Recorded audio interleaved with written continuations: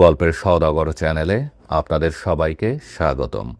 আজকে আমরা শুনব জহির রায়হানের লেখা ছোট গল্প ইচ্ছা অনিচ্ছা। কাল বৈশাখীর দুরন্ত ঝড়ে নরবরে চালাখড়টা ধসে পড়ল মাটিতে। বিন্তি জানত না সে খবর। মিয়া বাড়িতে ধান ভানতে গিয়েছিল সে।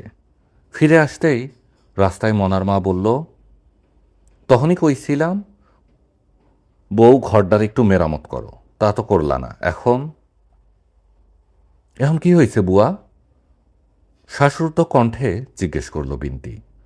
মনার মা বলল, কি আর হইব বাবু, ঘরটা পইড়া গেছে তুফানে। পইড়া গেছে? ইয়াল্লা! হাত পাগুলো সব ভেঙে এলো বিন্তির। করুণ কণ্ঠে তীব্র আত্মনাদ করে উঠল সে। তিনটা বাচ্চা কাচ্চা লইয়া কই যামো আমি? কেমন করিয়া ঠিক করবো ও ঘর? আল্লাহ আল্লাহ রে!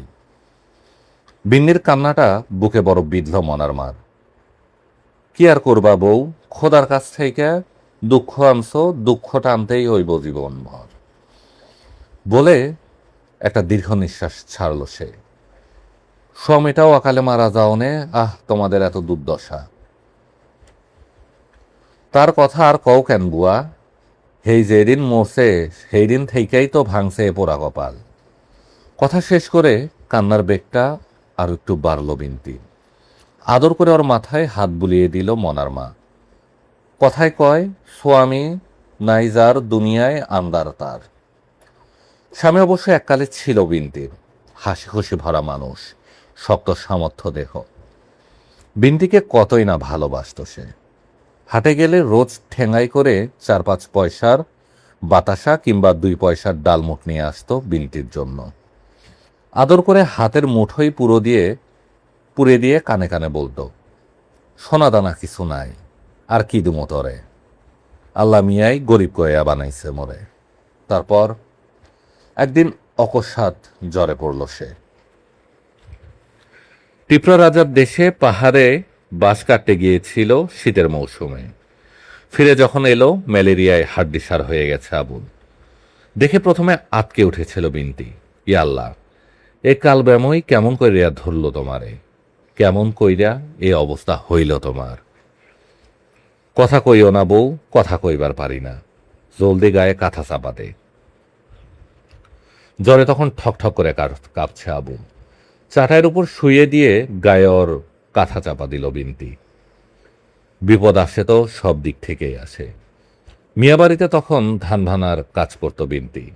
3 মণ ওজনের ঢেকি। ঘণ্টাখানেক ভানতেই পায়ে ব্যথা করে ওঠে, শরীর অবশ হয়ে ওঠে। হঠাৎ একটু অন্যমনস্ক হতেই পা পিছলে পড়ে গিয়ে কপালার পায়ে ভীষণ আঘাত পেল বিন্তি। হাঁটুর নিচটা অসম্ভব রকম ফুলে গেছে দেখতে না দেখতে। পুরো 7টা দিন আতুরের মতো ঘরে বসেছিল সে। আবুলের তখন শেষ অবস্থা। জ্বরের ঘরে যাতা বকতে শুরু করেছে। এক ফোঁটা পথ্য কি ওষুধ কিছুই ছিল না ঘরে। আবুল মারা গেল। ওর মৃত্যুতে উঠোনে গড়াগড়ি দিয়ে অসম্ভব কেঁদেছিল বিন্তি। পাগলের মতো চিৎকার করে কেঁদেছিল সে। পাড়াপড়শিরা সান্ত্বনা দিয়েছিল। কাইন্দার কি হইব আবুল বউ, কাইন্ডলে কি আর আবুরে ফিরা পাইবি?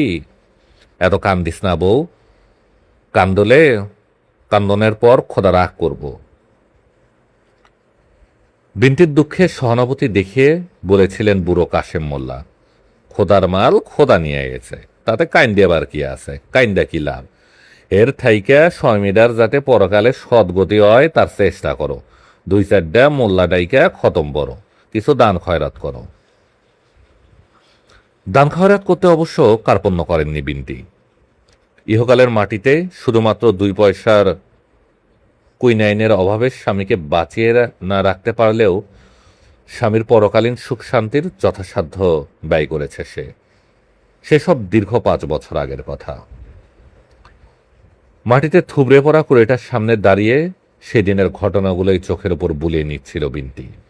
মনার মা বলল, ভাবনা চিন্তা কইরা আর কি করবা বউ, ঘরটা কেমনে মেরামত করবা এখন সেই চেষ্টা করো। বাচ্চা কাচ্চাগুলারে নিয়ে তো আর উঠানে রাত কাটান যাইব না।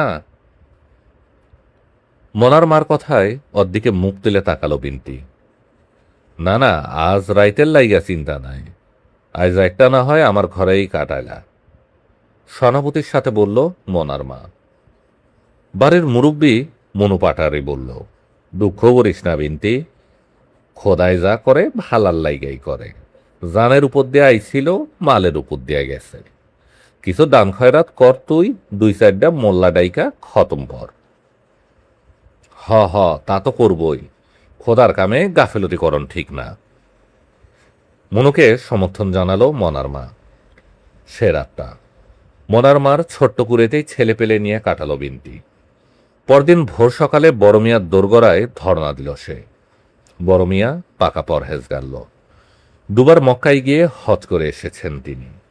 বিন্তির দুঃখের কথা শুনে বললেন, আবু বড় ভালা মানুষ আসিল বিন্তি, তুই এখন তোর বউ, তোরে সাহায্য করবো না তো কারে করবো। বিন্তির হাতের বালাজোড়া লোহার সিন্ধুকে তুলে রেখে তাকে একটা 5 টাকার নোট বের করে দিল বড় মিয়া। সময় মতো টাকাগুলা ফেরত দিয়া তোর জিনিস তুই লইয়া যাস কেমন। মহাজানি কারবার করেন বড় মিয়া, তবে সুদ খান না। সুদের নাম কেউ নিলে গালে চাটি মেরে 7 বার তবা পড়ান তাকে। লোকে অলংকারপত্র বন্ধক রাখে, বড় মিয়া 2-4 টাকা দিয়ে সাহায্য করেন তাদের। তবে সত্য আছে একটা, মাস 3 মধ্যে টাকা শোধ দিতে না পারলে অলংকারগুলো বড় মেয়ের হয়ে যায়, মালিকের তাতে কোনো অধিকার থাকে না। আর তাই বড় মিয়ার লোহার সিন্দুক দিন দিন ভর্তি হয়ে আসে। বালা বন্ধক রেখে আনা টাকা দিয়ে ভাঙ্গা ঘর মেরামত করল বিন্তি।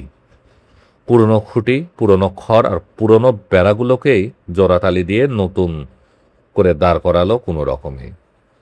ঘরটা মেরামত করতে করতে সৈয়দ কামলা বলল, আরো কিছু টাকা খরচ করিলে ভালো হইতো আবুর্ব, এই জোড়াতালি দেওয়া ঘর তুফান আইলেই তো আবার পইরা যাইব। কি করমু চাচা? অসহায় ব্যাকুলতায় হু হু করে কেঁদে উঠল বিন্তি। খোদা, খোদাই ভরসা আমার। তা তো ভালাই কইছ বউ, খোদাই তো সব। খোদাই ইচ্ছা করলে সুখ দেবার পারে মানুষে, ইচ্ছা করলেই দুঃখ। বলে একটা দীর্ঘ নিঃশ্বাস সারল সৈয়দ কামলা। মনার মা বলল, আহা, কথায় কয় মাটি দিয়া বানাইছ, খোদা মাটির নিচে দিবা, বেহেস্ত কি দোজক তুমি তোমার ইচ্ছা মতো দিবা। করিম মোল্লা বোধহয় বিকেলে হাট করতে বেরিয়েছিলেন। বিন্তির নতুন ঘরটার দিকে চোখ পড়তে দরদ ভেজা কণ্ঠে বিন্তিকে ডেকে বললেন, আবুর বউ, খোদারে ফাঁকি দিও না, 2-4 জন মোল্লা ডাইকা নতুন করে মিলাদ পড়াও, নইলে ঘরের ভিটি পাকা হইব না। মিলাদ পড়ানোর কথাটা বিন্তিও ভাবছিল মনে মনে। নতুন ঘর উঠলে মিলাদ পড়ানোর রেওয়াজ, মিলাদ না পড়লে ঘরে ফেরেস্তা আসে না, আর যে ঘরে ফেরেস্তা আসে না সে ঘরের উন্নতি নেই, স্থায়িত্ব নেই। তাই তো ভালো করে জানাই বিন্তি। তাই আবার বড় মিয়ার দোরগোড়ায় হাজির হলো সে। মিয়াগিন্নি সমীরণ বিবি তখন উঠোনে ধান শুকোচ্ছিলেন বসে বসে, আর বারবার করে তাকাচ্ছিলেন আকাশের দিকে। বৈশাখের আকাশ এই রোদে ভরা, আর এই মেঘে ঢাকা। কোথায় থেকে যে হঠাৎ এত মেঘ এসে হাজির হয় তা ভাবতে অবাক লাগে সমীরণ বিবির। তাই একসাথে ধান আর আকাশ দুটোকে পাহারা দিচ্ছিলেন তিনি বসে বসে।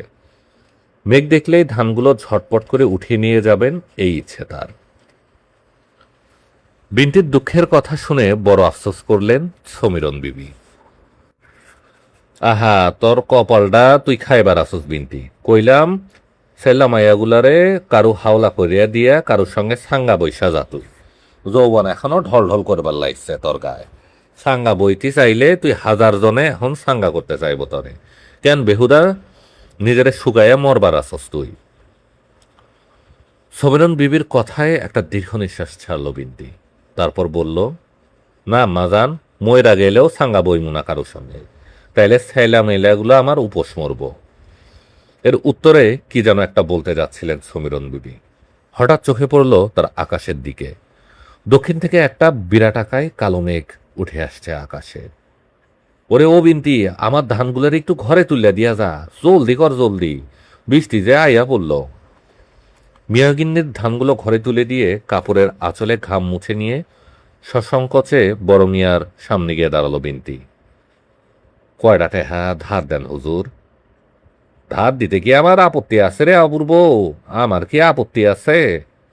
সাদা দাঁড়াগুলোতে হাত বুলাতে বুলাতে বললেন বড় মিয়া। কিন্তু কিছু এটা তো বন্ধক রাখতে হইব তরে। এমনে কেমনে করিয়া টেহা দেই? আমার কাছে একটা তামার বাটিও নাই হুজুর। জোরহাতে অনুনয় করল বিনতি। কয়টা টেহা দেন? কইলাম তো কিছু বন্ধক না রাখলে টেহা দিবার পারবো না। তাহলে আমার কি হইব হুজুর? আমার কি অবস্থা হইব? বিনতি কেঁদে উঠল এবার। কিছুক্ষণ চুপচাপ কি যেন ভাবলেন বড় মিয়া, তারপর বললেন, তোর ঘর ভিটাটাই না হয় বন্ধক রাখ আমার কাছে। তা কেমন কইরা হয় হুজুর? বড় মিয়ার আকস্মিক প্রস্তাবে রীতিমতো ঘাবড়ে গেল বিনতি। ভিটেমাটি বন্ধক রাখবে, এ কেমন তোর কথা? বিনতিকে এ নিয়ে চিন্তা করতে দেখে অভিমানত হলো বড় মিয়া। এতে এত চিন্তা করবার কি আছে বিনতি? আমি কি কোনোদিন তগো খারাপই করছি, না করবার চাই? না না, তা কেন করবেন হুজুর, তা কেন করবেন? বাধা দিয়ে বলল বিনতি। আপনি আমাগো মা বাপ। বিনতির কথায় দরদ যেন উছলে পড়ল বড় মিয়ার কণ্ঠে। তরে বিনা বন্ধকেই কিছু টাকা ধার দিবার ইচ্ছা ছিল বিনতি। হাওত মাওত তো কায়েম না। হাওলাত বরাত রাইখা মইরা গেলে কিয়ামতের দিন দায় দিবার লাগবো, তাই কইবার আসছিলাম। বলেই একটা দীর্ঘ নিঃশ্বাস ছাড়লেন বড় মিয়া। আল্লাহর কুদরতের শান কে বুঝবার পারে? তোর মতো গরিব দুঃখীদের বাঁচাইবার লাইগাই তো আল্লাহ আমাগো মতো 2-4 জন বড় মানুষগো পাঠাইছে দুনিয়ার পরে। কথা শেষে তসবি বড়ায় মন দিলেন বড় মিয়া। দ্বিমত করিস না বিনতি, রাজি হইয়া যা। বড় মিয়ার হয়ে ওকালতি করলেন সুলতান মৌলভী। আল্লাহর অলি মানুষ, একটা কথা কইছে, কথাটা ফালাইস না, বদদোয়া লাগবো। বদদোয়াকে ভীষণ ভয় করে বিনতি। খোদাভক্ত পরহেজগার মানুষের বদদোয়া বড় সাংঘাতিক জিনিস। বিনতির মনে আছে, এ গায়ের কেতু শেখকে একবার বদদোয়া দিয়েছিলেন এক পীর সাহেব। সে বদদোয়াতেই তো গোষ্ঠীশুদ্ধ লোভ পেল কেতু। এক এক করে সবাই মরল। এখন একেবারে ফাঁকা বাড়ি খা খা করে। বদদোয়ার ভয়ে অগত্যার রাজি হয়ে গেল বিন্তি। একটা সাদা কাগজে কি সব লিখে তার উপর বিনতির টিপসই নিলেন বড় মিয়া। তারপর 1 টাকার 12টা ময়লা নোট গুজে দিলেন ওর হাতে। মোল্লা খাওয়ানোর সময় মুরগির হাড্ডি চিবোতে চিবোতে বিন্নির রান্নার অজস্র প্রশংসা করলেন কাশেম মোল্লা। বললেন, আহা, বড় স্বাদের রাধা রামস আবুর বউ, বড় স্বাদের রাধা রামস। সুলতান মৌলভী বললেন, আরো 2-1 টুকরা গোস দাও না আবুর বউ। কেপ্পনি করো কেন? খোদার কামে কেপ্পনি ভালো না। ঠিক ঠিক। কাদের মোল্লা সমর্থন জানালেন তাকে। খোদার কামে কেপ্পানি ভালা না বউ। আমারে আর 4টা ভাত আর একটুখানি শুরুয়া দাও। খাওয়া শেষে মিলাদ পড়লেন সবাই। বিনতির জন্য দোয়া করলেন অকৃপণ কণ্ঠে। তারপর নতুন ঘরে 4 কোণে 4টে তাবিজ পুঁতে খরময় পরানো পানি ছিটালেন কাশেম মোল্লা। ঘাবড়াইস না বিনতি, খোদার ওপর আস্থা রাখিস। খয়রাতি পয়সাগুলোর হাতের মুঠোয় নিয়ে বললেন সুলতান মৌলভী। আকাশ বেয়ে তখন অসংখ্য কালো মেঘ অস্বাভাবিক গতিতে ছুটে চলছে দূরদিগন্তের দিকে। বৈশাখ এখনো শেষ হয়নি। ঝাঁপিটা লাগিয়ে দিয়ে শুয়ে পড়ল বিন্তি। কাল বৈশাখীকে আর কোনো ভয় নেই তার। ভয় নেই কোনো দুরন্ত ঝড়ের কঠোর প্রকৃতিতে। ঘরে ফেরেস্তা এনেছে সে, খোদার ফেরেস্তা, যে খোদা এই দুনিয়াকে সৃষ্টি করেছে, যার ইঙ্গিতে চলছে এই বিশ্ব ব্রহ্মাণ্ড। প্রশান্ত হাসিতে ভরে উঠল বিন্তির মুখখানা। মাঝরাতে হঠাৎ কিসের প্রচণ্ড শব্দে ঘুম ভেঙে গেল ওর। প্রথমে কিছুতেই বিশ্বাস হলো না। কাশেম মোল্লার তাবিজ, সুলতান মৌলভীর পরানো পানি, খোদার ফেরেস্তা, সবকিছুর প্রতি এমন চরম অপেক্ষা, এ কোন শক্তি? ভাঙা হাতের কবজিটাকে চেপে ধরে ঝঞ্ঝা বিক্ষুব্ধ আকাশের দিকে তাকালো বিন্তি। সকালবেলা বড় মেয়ার মেজ ছেলেকে উর্দু পড়াতে যাচ্ছিলেন কাশেম মোল্লা। বিন্তির ভাঙ্গা কুড়িটার দিকে চোখ পড়তে অনেক আফসোস করলেন তিনি। খোদা তরে পরীক্ষা করতাছে বিন্তি। আহা, খোদার কুদরতের শান কে বইলবার পারে। ছাগলের দাড়িগুলোর ভেতর হাত বুলাতে বুলাতে বললেন তিনি, হয়তো কোনো বড় মুসিবত আসিল তোর উপর, খোদাই ছোট মুসিবত দিয়া পার করাইলেন সেইটা। ঘাবড়াইস না, আমি কান্নাকাটি কইরা খোদার কাছে মাপসা, খোদার রাস্তায় কিছু খরচ কর। আহা, খোদাই যা করে ভালো লাইগাই করে, খোদাই যা করে ভালো লাইগাই করে। কাশেম মোল্লার দিকে তাকিয়ে কাপা ঠোঁটে অদ্ভুতভাবে হাসল বিনতি।